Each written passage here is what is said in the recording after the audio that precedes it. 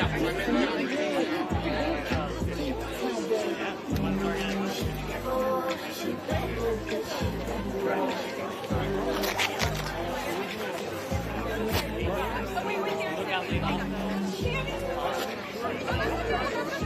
not part of the second. That's final.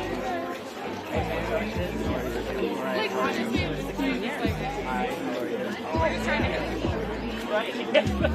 Yes, you're being me, yeah. They're trying to bust the circuit.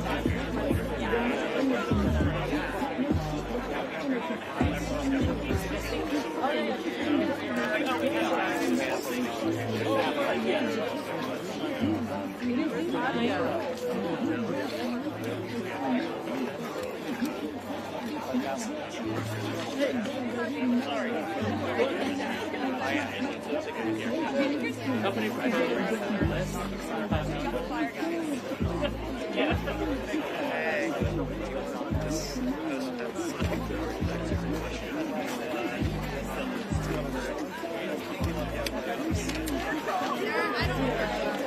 You're allowed to be here.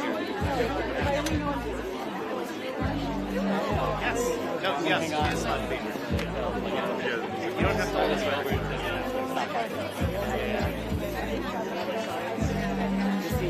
I'm gonna be close.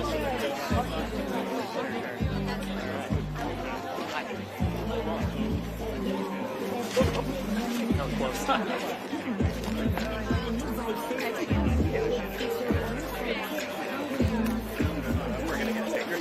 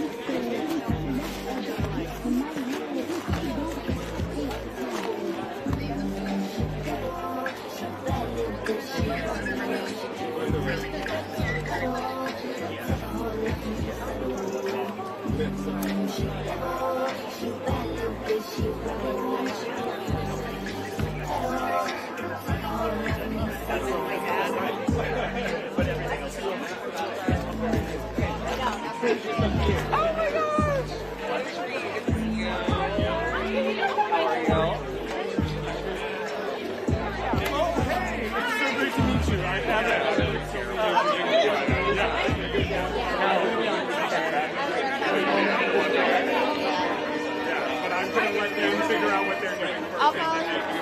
no, like, enough. Because we're the HR roster.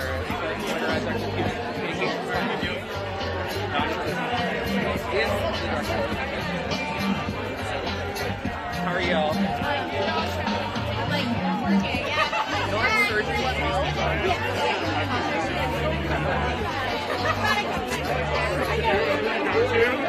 On the phone and you're like, just look at the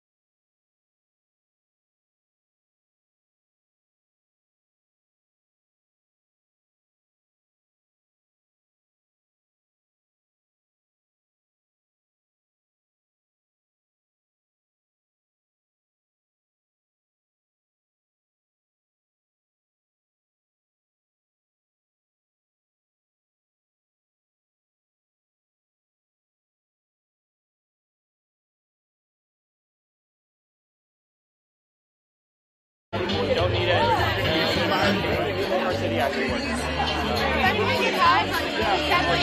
Do you need help? Yeah, I mean, I think it's just the side of where DC is. Like, DC is a city that's based on economic justice, more variety stuff, and also believes that deserves to have the good, high-quality reporting that the post used to provide. And DC won't stand for people like Jeff Bezos coming in here, selling our institutions for parts, and then turning it into an AI nonsense organization that just posts bullshit. My name's Paul. CA. Just do Carl Mark. It's on the property. I think it's related to. When do you think that'll go out?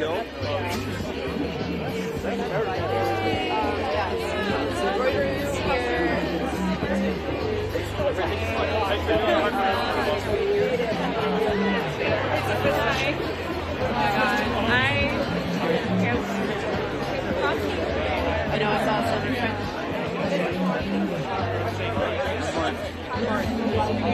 Spoke to a news outlet this morning. They said they were going to be back. I don't see them offhand, but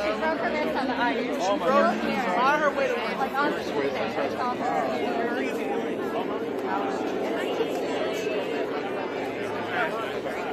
Yeah, that's good. That's good. I mean, that's the least they can do. Yeah, right. I can tell.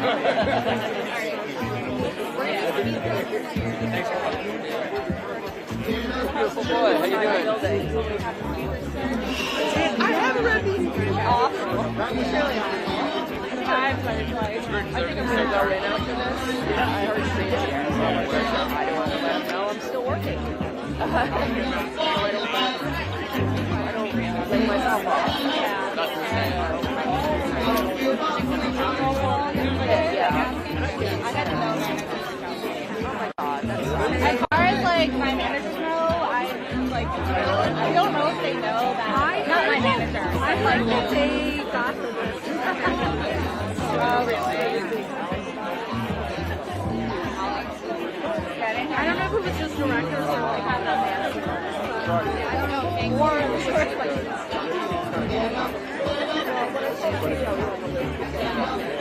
I don't think they knew.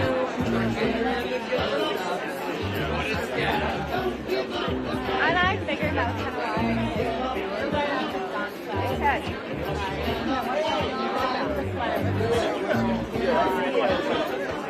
Like disappeared. The water part, not the other part. I have that.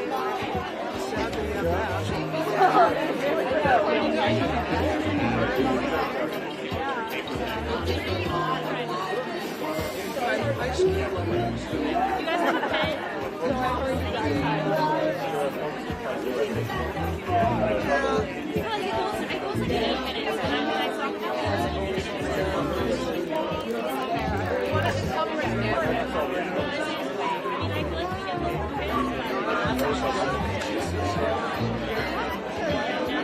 T is going to be so excited to see you holding that. Oh, yeah.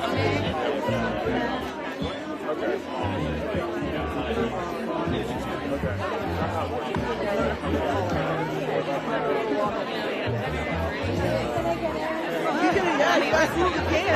I thought you were waiting them up. It's not expecting all of this. Absolutely. Yes, sir. Perfect. Thank you. We need more? I think we're good. Just follow now. Ready to rumble? All right.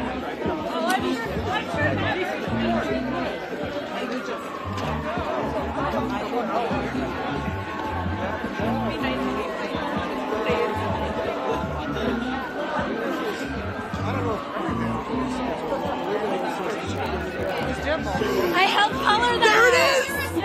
There it is! I made that one! You just need to help me color it in! I did. We're live streaming. Heck yeah! Crying.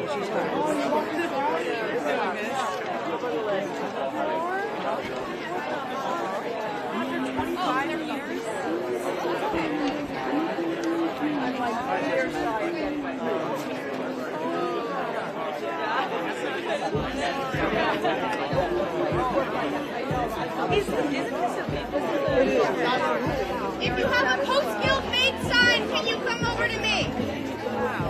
If you have a post-guild, watch your workers start to do these signs. Come to me, please. I need you. WB&D signs. Need a white balance? I'm talking to you.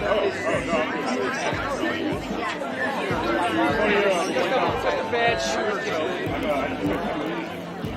If you have a post-guild sign, can you make your way here? Yeah, if you have a post-guild sign or shirt, we need a few of you to come forward, If you have a please. post-guild shirt, come to me.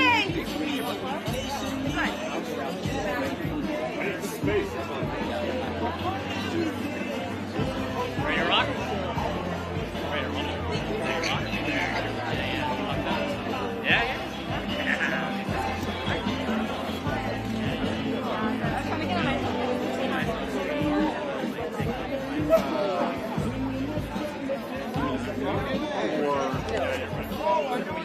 That's what I'm. Go to Marissa with your shirt. Go to Marissa with your shirt. Come in up there.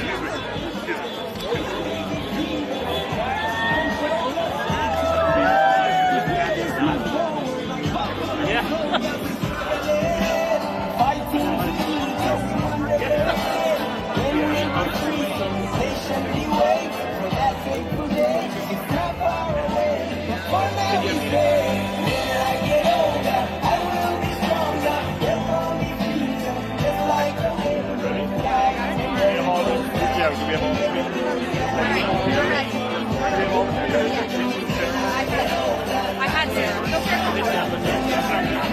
At the end, though, I'm not fine later. Well, I have never sent this to you, so we're just skipper.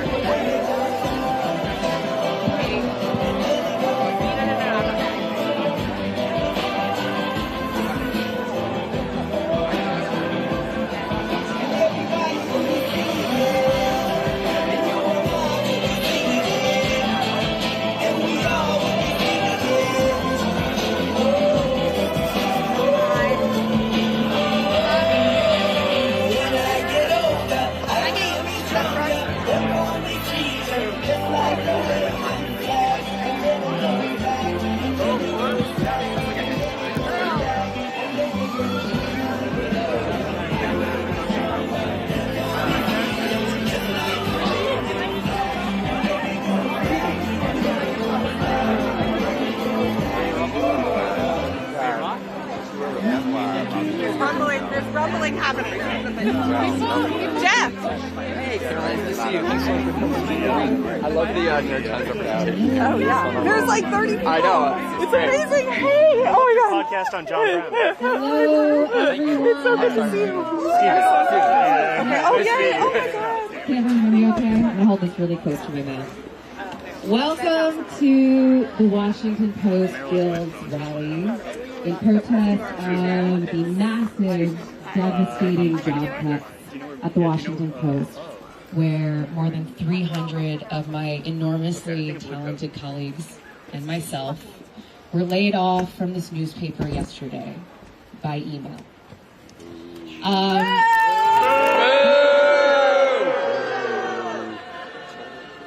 A lot of people have been asking me about the impact of these cuts, and I have very honestly been telling them, I don't think we know yet.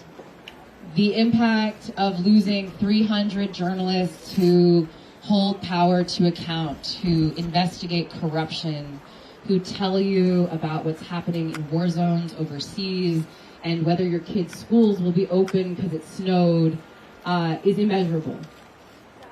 I was a local enterprise reporter. I covered this region. I talked to people who a lot of people don't know by name. People who live think we know yet. People who live in affordable housing or on the street. People who work hard in these communities.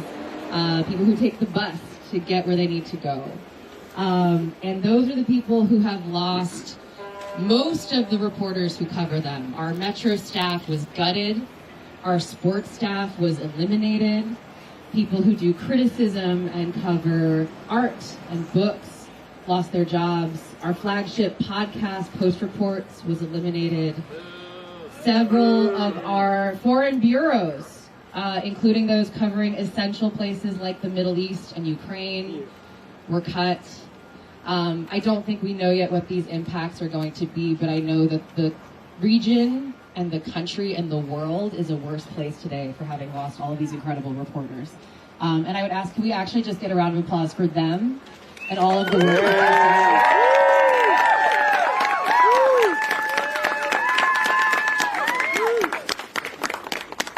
We're out here today because we still believe that journalism matters. We still believe that journalists matter. Yeah. And we still believe that democracy will die without them. I am going to be introducing a number of speakers, many of whom are folks who lost their jobs yesterday, and many of whom are allies and supporters who have come out here to show their support and to demand that the Washington Post do better. That it do better by the people who lost their jobs yesterday, that it give everybody fair severance and fair terms, that it consider perhaps hiring some of us back when it realizes it can't do what it needs to do without us. And we also ask that for those who still work here, that the Post do better by them and by the community it claims it serves. My first speaker, I'm going to pass the mic over to the co-chair of the Tech Guild. He is my brother in the fight, and he represents the tech workers at the Washington Post who recently organized. Patrick, come on out, Patrick.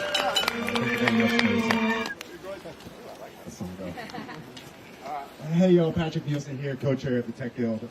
Very proud to be standing here in front of you with a partner here, Luke Connors. Louder? Okay. Yesterday,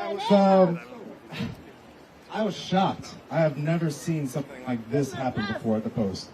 And then I gave myself an hour to be sad, and then I've just been consistently fucking angry for the last day or so. We just recently unionized, and management sent us a list of 76 employees that they are targeting for layoffs of our 276 members. They're basically saying, here's a rope, go hang yourself with it. Our response is absolutely not, and we're fighting that. We stand in solidarity with all of our members here at the Post Guild, our brothers and sisters that actually make this place run.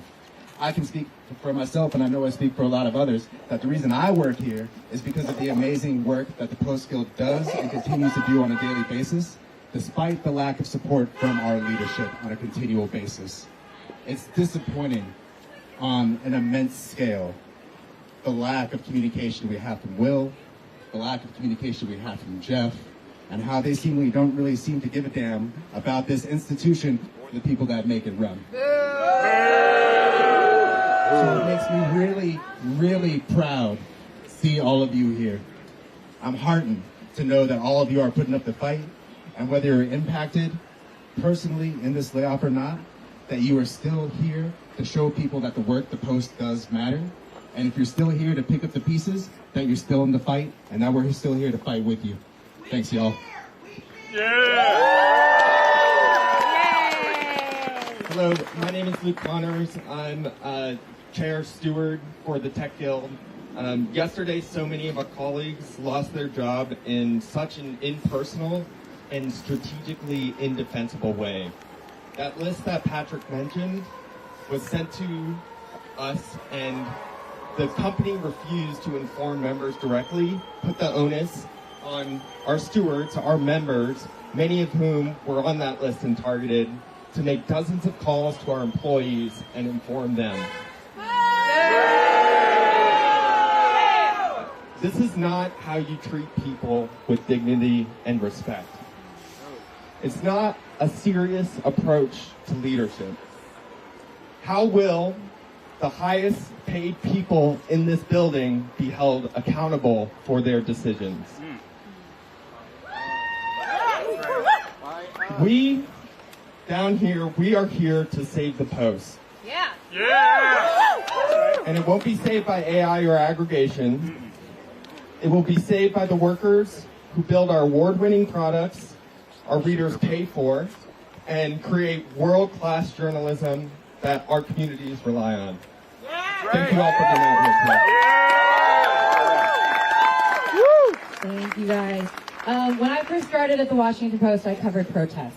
And a couple years ago, when we were in our contract fight, I helped organize our one-day strike, which was the biggest strike DC had seen in 50 years. So if you will indulge me, I would like to get a chant going. When we fight, we win. When we fight, We win! when we fight, We win! one more time. When we fight, we what? We win! Hell yeah. Yeah! It's my honor next to introduce the president of the News Guild, John Schlois.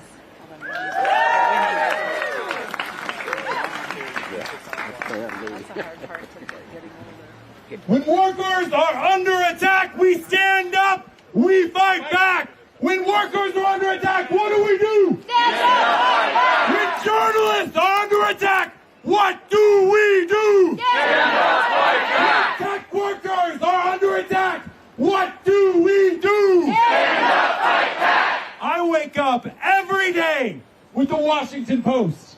I go to bed every night with the Washington Post. I, like millions of others across this planet, depend on the Washington Post and the journalism and the journalists of the Washington Post to inform me of the world. Is that common out here? Yeah! These layoffs are shameful.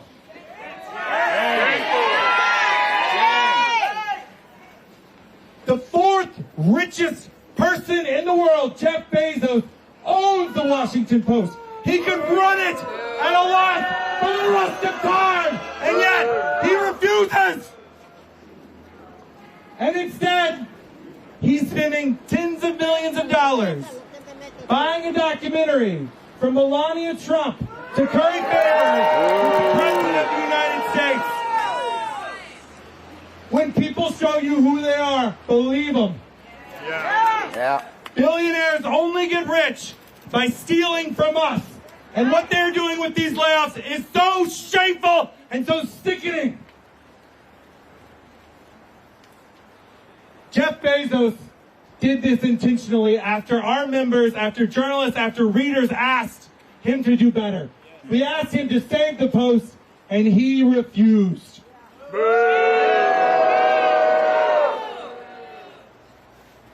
This was intentional. It was intentional for Jeff Bezos to hire Will Lewis, knowing that he was under review by Scotland Yard for his involvement in a cover-up to a phone hacking scandal with the royal family in the UK. It was a decision by Jeff Bezos intentionally to hire and promote incompetent executives who failed to innovate.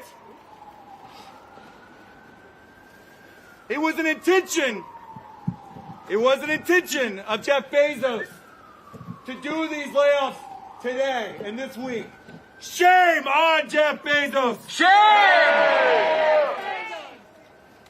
I blew out the microphone. We have a duty as journalists and as good unionists and as people who give a damn. We have a duty to seek the truth. We have a duty to hold power to account. We have a duty to afflict the comfortable and to comfort the afflicted. We have a duty to fight. When journalists are under attack, what do we do? Stand up, fight back! When workers are under attack, what do we do? Stand up, fight back!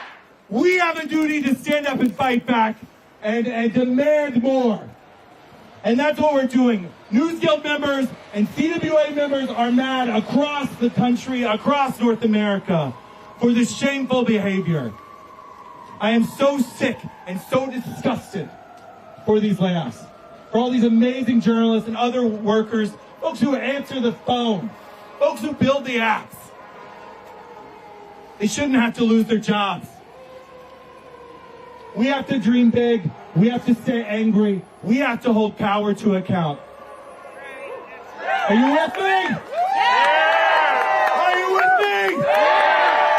When journalists are under attack, what do we do? Stand up, fight back. When tech workers are under attack, what do we do? Stand up, fight back. When workers everywhere are under attack, what do we do? Stand up, fight back. Yeah, stand up, fight back. Save the post! Save the post! Save the post! Save the post! Save the post! Save the post! Save the post! Save the post! Save the post! Save the post! Thank you, guys. I am going to start introducing some of my colleagues, some of the enormously talented journalists we are talking about who lost their jobs yesterday and some of whom are returning to a changed newsroom today. The sports department of the Washington Post is an incredible place, or was an incredible place.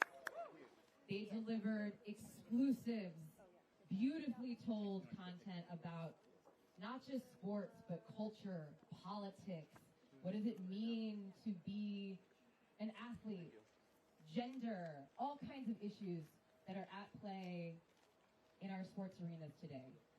They told the story about the fight for the Commander Stadium here in the DC region, and my very talented colleagues at that desk lost their jobs yesterday. Here to speak on behalf of the sports section is Molly Hensley Clancy. My colleague and my comrade. Here's Molly.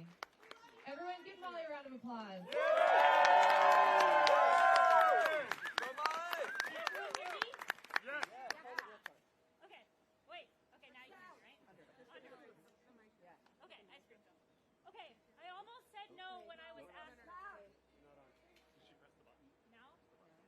Press the button.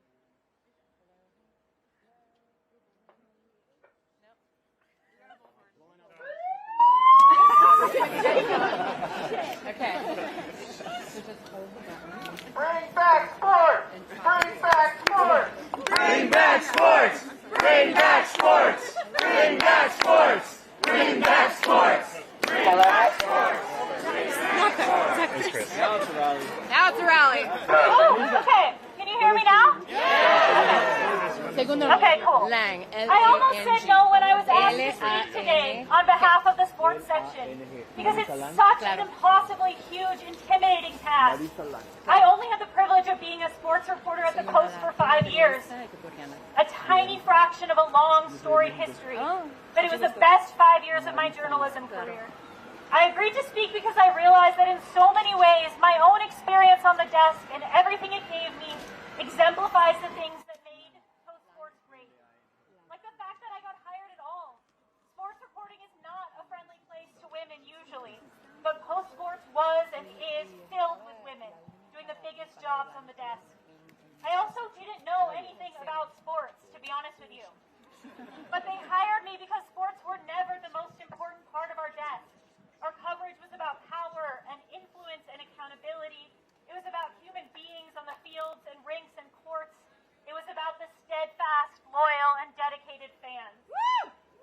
The Post put investigations that I wrote that other people might have dismissed as inconsequential on the front page. And they trusted me when I said they would bring in subscribers, which they did. My last story brought in 250 new subscribers.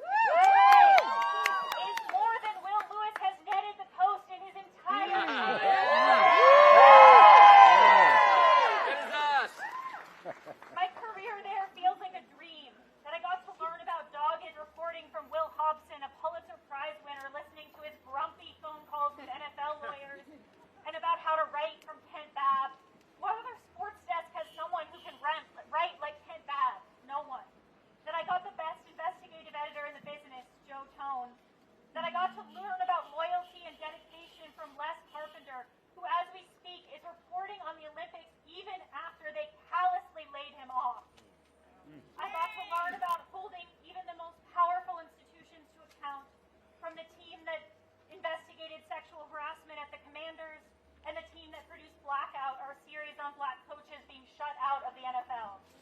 Yeah. I would be remiss if I didn't say a few words about our leaders. Matt Rennie, who is steadfast, tireless, and caring beyond belief, unflappable in a crisis. And Jason Murray, who led our desk through years of incredible reporting. I appreciate that he didn't shy away from this horrible thing, that he stayed with us until the end. Yesterday, he made me cry by signing off his email, the last Washington Post sports editor. Wow. He did not deserve to have that title, but I'm glad it was him. And on the other side, Will Lewis, Jeff Bezos. I have a few words about them too. In every single way, they are cowards. Yeah. They are cowards who refuse to show their faces and look us in the eyes as they ended our livelihoods. They are cowards who left incredible reporters stranded in Ukraine and threw away reporters who had laid their lives on the line for the paper. I know they don't feel shame, but they should. Shame! Shame! They are cowards who blamed us even until the very end for the Post struggles, even though they were the ones who refused to invest, to acquire and innovate and listen. They were desperate to cast blame on anyone but themselves. Shame! Shame! A few months ago, the Post rolled out a new slogan, riveting storytelling for all of America. That slogan is just another thing that Matt Murray and Will and Jeff do not understand, because there's nothing as riveting as sports. And there's nothing that brings all of America together like sports. This is why the loss of our desk is incredibly heartbreaking, but it's also utterly senseless. The Post is abandoning a chance to write about the last thing that unites us, and they're throwing away the reporters and editors who know how to do that better than anyone else in the country.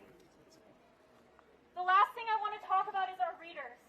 Yesterday, after I got laid off, I went with my wife to an event, and as soon as I told people I worked for the Post, they started gushing about sports. One person told me how much it meant to their parents that they'd been named All-Met. Another person asked if I'd overlapped with Boz, if I knew him. Another told me that he and his dad had collected together more than 100 Washington Post sports sections, that they still kept them. And then, only after saying all that, did they ask me what section I worked for. And I was so proud to say that I was part of that. I worked for Post Sports. Will, Jeff, Matt Murray, they've demonstrated over and over again that they don't know our readers, the people who have come to us all over the last 24 hours. They don't know what they care about, what makes them subscribe, what makes them loyal. They don't know how much Post Sports means to them. And they do not understand that there simply is no Washington Post without sports. But they will. Thank you.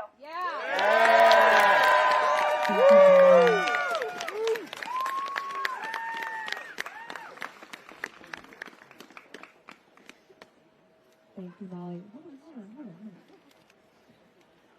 Can we get one more round of applause for Molly? And for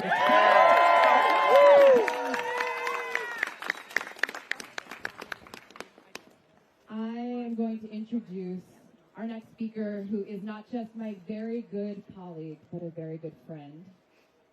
Michael Bryce Sadler is a local reporter at the Washington Post.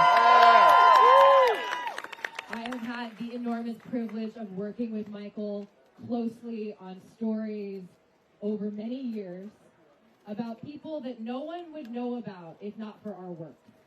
People who lost their homes, people who lost their livelihoods, people who didn't have any other recourse other than coming to the newspaper and saying, "Can you help us?" Michael is an incredible reporter, but he is also an even better person. Michael and I have been out in the city together at night during protests when we were getting shot at and tear gassed. Michael and I were also contributors to the Washington Post Pulitzer for our coverage of the January 6th attack on the U.S. Capitol. And like every journalist out here, Michael deserved better yesterday. So please make some noise for Michael Bryce Sadler, my friend and my colleague. Thank you, Marissa. How's everybody doing? I love the turnout. Great to see you all. Great to see you. So my name is Michael Bryce Sadler, as she said, and I guess keep coming back to the same set of questions. How is a Metro desk supposed to earn the community's trust if you keep taking resources away from the Metro section of this paper? How are we supposed to get our jobs done properly if you cut the staff and you tell the community we don't give a fuck about you? You deserve better. And they should be ashamed of themselves. We're told to do more with less, then even more with less. Write faster, publish more, make no mistakes. But the margin of error for us keeps shrinking, while for those on the 9th floor, it keeps growing. Let's be honest. A Metro staff of 12 people cannot cover the region and hold power into account properly. We need resources, not less. We need to say it loud, and we need to be clear. We can't stand for this. It's not sustainable. Please help us. Jeff, do better. Matt, do better. Will, do better. Shame on all of you. Thank you.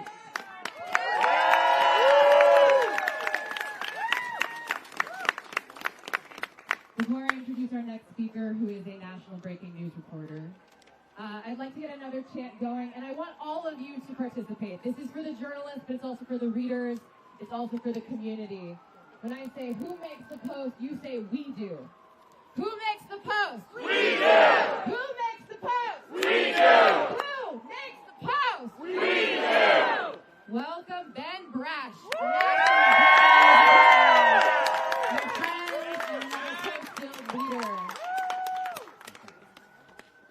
Okay, just one piece of housekeeping. I know that it might be hard to hear on the sides, so I implore you, you can watch a live stream of this event on the Post Guild Instagram. So even if you're on the wings, you can still hear it right there. I just pointed at it. Okay, also, don't lock your knees. Okay, you really didn't want to call it out. So just give your knees a little bend, that's all. All right. Yeah. My name is Ben Brash. And I was a reporter on the National Breaking News team until some haircut I've never met sent me an email because some knighted dude and the richest guy since Mansa Musa decided to ruin this vaunted newspaper. I was only at the Post a short time. I got here, and 3 months later, the buyouts began. That was a publisher and 1.5, I think, executive editors ago. Does everyone remember Rob Winnett? I think it was. Everyone remember that? But before I came here with some stops in between in Orange Grove towns and in Atlanta, I was a student in the southern part of the Pinellas County School District. Licking an ice cream cone. I can do that. Okay, great. I was a student in the southern part of the Pinellas County School District in St. Petersburg, Florida. That might ring a bell to... Megaphone! Use the megaphone! Hello? Great. That might ring a bell to any of the education reporters or Pulitzer heads out there. The St. Pete Times, and don't correct me, produced an incredible investigation into how the district, through racism and greed, let schools in my predominantly black-sided town turn into failure factories that pumped out bright-eyed failure. Okay? Why am I telling you this? Well, gang, I fear that the Washington Post is now a failure factory. How can it produce quality journalism with so many gone? I'm not saying that they can't run this place without me. I'm saying that it is worse without us. And one of our very own, Lisa Gardner, won a Pulitzer for that project in 2016. And I've been intimidated over ever since.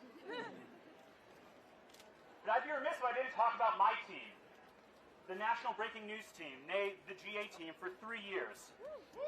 Before yesterday, our emaciated team withered down to 8 reporters and 5 editors, working shifts 7 days a week from 7:30 a.m. to 8:30 p.m., passing off to our hubs in Seoul and London. We're nothing now. 2 reporters, 2 editors, that's it. That's all that's left.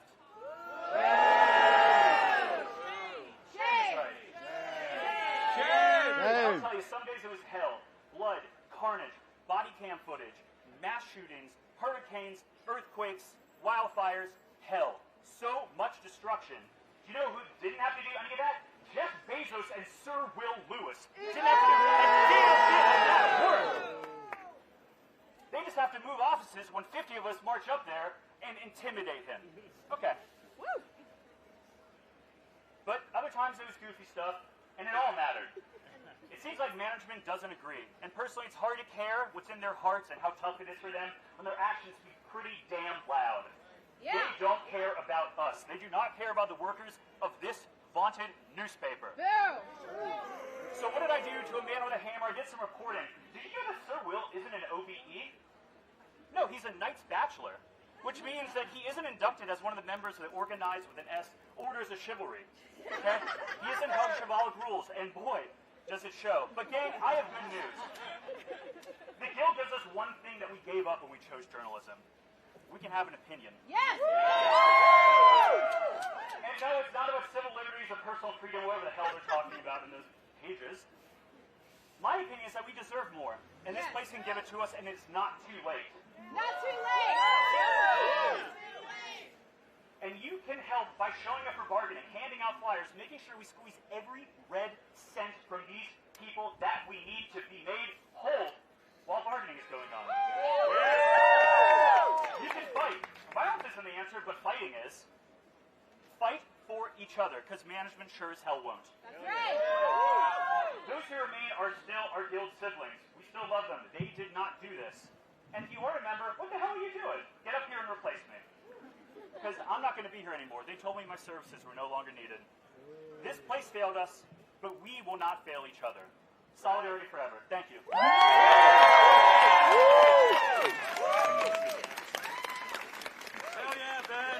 I love to get a chant going of "It's not too late" with me. It's not too late.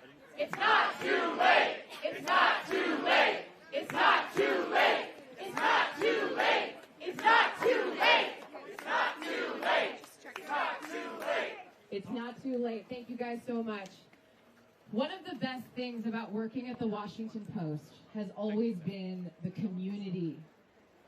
Desks that don't always work together will look out for each other. Reporters from opposite sides of the room will reach out and say, hey, do you need help with that? Do you know someone in this organization? Yeah, I've got a number. Let me give it to you. Not all news organizations are like that. I know. I have worked at a lot of them. The Post collegiality and family has been one of the most special things about working here.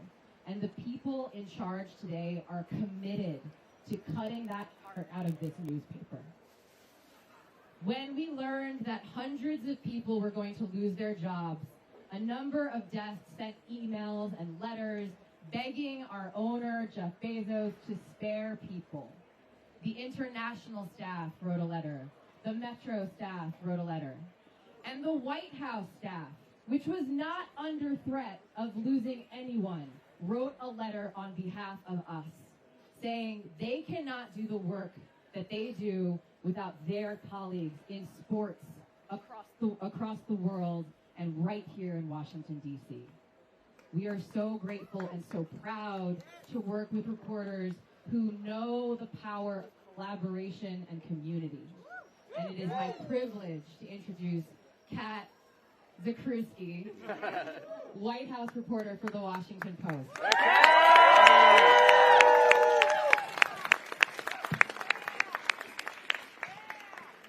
Thank you all for being here today. Yesterday, I received a note that my job was, quote, not impacted by the layoffs. I'm here to correct the record. Start from the top. I'm here to correct the record. My reporting on the White House directly relied on the sourcing and expertise of colleagues across the room, in tech, in business, in international, in sports, in Metro. When President Trump met with President Zelensky, my colleagues on the ground in Ukraine provided critical reporting. When CEOs met with Trump in the Oval Office, I worked with reporters on business and tech to find out what they said. When I found out Trump was making a surprise visit to a UFC match, my first text was to colleagues on the sports desk. Yesterday, hundreds of those colleagues were laid off. Those of us still in the empty newsroom today are at a loss for how to continue our work without them. difference between necessary change and illogical cuts that leave our journalists and our readers adrift. Our leaders say they want to excel in political coverage as they cut some of the most talented political reporters on our staff. They say we will focus on areas like tech as they eliminate the vast majority of our reporters covering tech companies, AI, and online culture. They say we will own national security as our foreign bureaus are eliminated. To my friends who are laid off, I promise to fight for you. Talented reporters should not have to pay the price for poor business decisions. Thank you.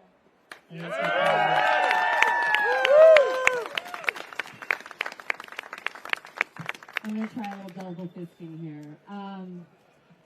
We lost a lot of really incredible journalists yesterday, but we didn't only lose journalists yesterday. We also lost colleagues who make the business of this place work, who make the technology of this place work, and who do the thing that these leaders claim they want us to do, make money. I would like to introduce you to one of my colleagues on the commercial side, Colin Camp. He's a production manager with Wash Post Live, our events arm, which just got eliminated yesterday in the round of cuts. Thank you. I'm Colin Camp, Vice Chair for Unit Outreach for the Post Guild and Production Manager for Washington Post Events.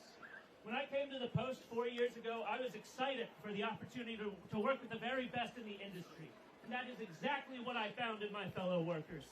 As a commercial employee, I had a chance to work with immensely talented event planners and producers, production engineers, marketing professionals, and audience specialists. All positions that were impacted by the short-sighted and devastating layoffs announced yesterday. Time and time again, I've seen my colleagues punished for inexplicable mismanagement and poor decision-making from our leaders. My fellow laid-off colleagues are paying the price for terrible decision-making at the top. And those still employed are once again being set up for failure. This cycle cannot continue. My colleagues are the most talented individuals I've ever met, and Post employees in the newsroom, in engineering, in opinions, and on the commercial deserve better.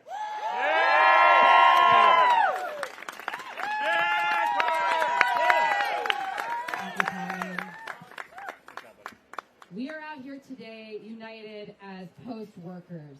The operative word in that sentence is workers.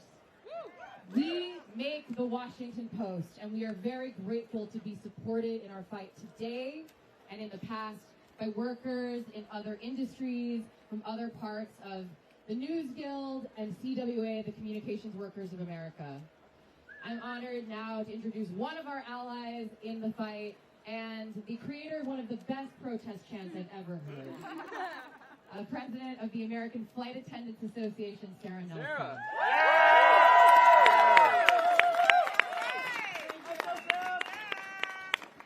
Democracy dies in the hands of Jeff Bezos.